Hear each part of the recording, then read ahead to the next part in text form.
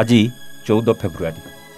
ଆଜିକୁ ଠିକ୍ 6 ବର୍ଷ ପୂର୍ବେ ଘଟିଥିବା ସେ ଘଟଣା ମନରୁ କେବେ ବି ଲିଭିବା ସମ୍ଭବ ନୁହେଁ।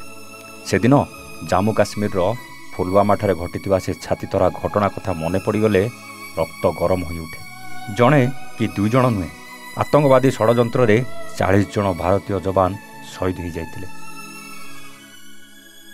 ଗୋଟେ ପଟେ ପ୍ରେମୀ ଯୁଗଳ କେକ୍ କାଟି ପାର୍କ ଯାଇ ପ୍ରେମ ଦିବସ ସେଲିବ୍ରେସନ୍ କରୁଥିଲେ, ଆଉ ଅନ୍ୟପଟେ ଭାରତୀୟ ଯବାନଙ୍କ ଚିତ୍କାରରେ ପୁରା ପୁଲୱାମା ଅଞ୍ଚଳ ଥରି ଉଠିଥିଲା।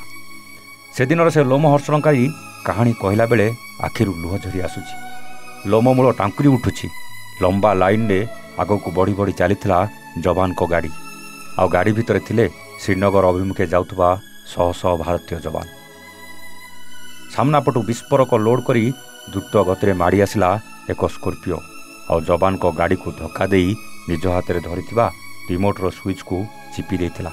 ଆଉ ସେଇଠି ଏକ ବଡ଼ ଧମାକା ହେଇ ଗାଡ଼ିଗୁଡ଼ିକ ଛିଟିକି ପଡ଼ିଥିଲା।